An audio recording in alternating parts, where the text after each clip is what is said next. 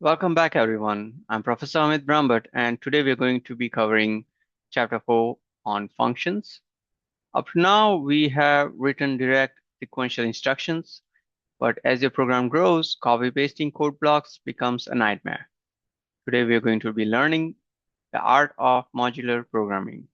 We learn how to write a block of logic once, name it, store it in a memory, and reuse it as many times as we want. This is a major milestone in your path to becoming efficient software engineer. So let's get started.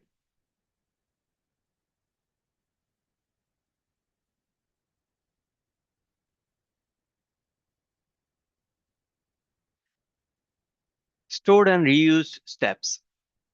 Let's look at the store and reuse pattern. Creating a function is a two-step process. Step one is definition. We use the def keyword to package a block of logic. When Python reads this, it simply indexes the code in memory. It does not run it yet. Step two is invocation. Whenever we type the function name followed by parentheses, we tell Python to jump to that indexed memory block, execute the statements inside, and then return back to where it left off.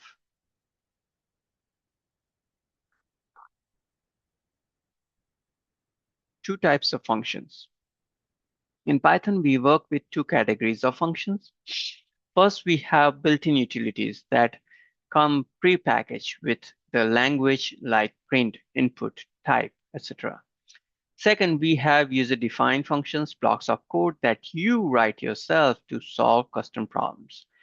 Crucial safety tip: avoid naming your custom variables or functions the same as Python's built-in commands. If you name a variable max, you override Python's built-in max function, which can lead to unexpected bugs. Under the hood of max.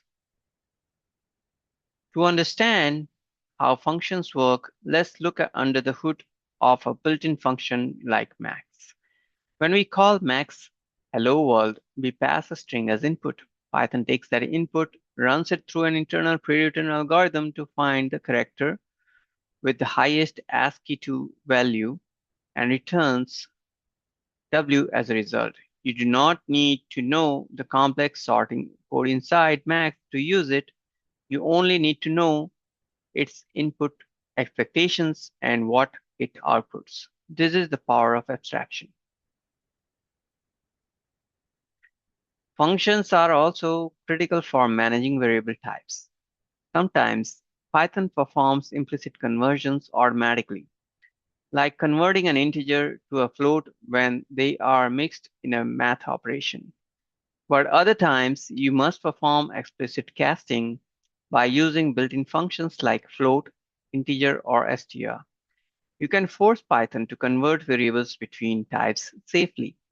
This is incredibly important when reading text input from a user that you need to use in a math calculations. Building custom functions. Now that we know how to use Python's built-in functions, let's learn how to build our own. In this next section, we'll learn how to design custom parameters, pass active arguments, manage return results, and write structured reusable code blocks. Let's look at how we write a custom function definition. When you write a custom function, you start with the def keyword, followed by your custom name, set of parentheses, and a colon. This colon signals Python that a nested code block is starting, so you must intend it to the next lines by exactly 4 spaces. Remember, defining a function only stores the code in the memory. It does not execute it. To run the code, you must invoke the function by calling its name elsewhere in your script. Let's clarify common point of confusion. Difference between parameter and arguments. A parameter is a placeholder variable that you declare in your function definition. It acts as a local variable inside the function. An argument is the actual value that you pass into the function when you call it. In the slide example, lang is the parameter, while the string s, n, and fr are the active arguments that customize the function's behavior.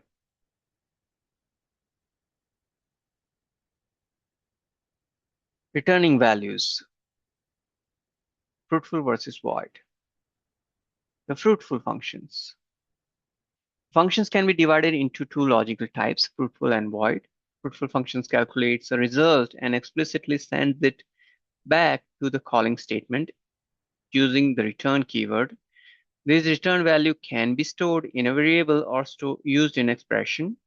A void function, on the other hand, performs an action like printing the text to the screen but does not return a value.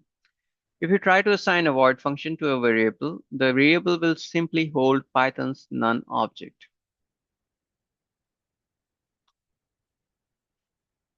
Why do we use functions? First, they help us organize the code into distinct logical paragraphs. Second, they follow the DRY principle, don't repeat yourself. If you write a block of code once and package it into a function, you can reuse it endlessly without copy pasting. Finally, functions help us break down the massive, complex problems into small, manageable, higher helper blocks that are easy to test, debug, and scale over time. Compute pay. Now let's apply this to our gross pay calculation. Your exercise is to write our pay program using a custom function called computePay that takes two parameters, hours and rate.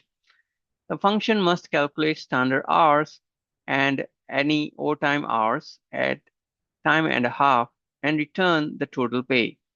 Look at the solution on the slide. The function cleanly packages our logic, making our main program incredibly simple and elegant. Test this in your terminal.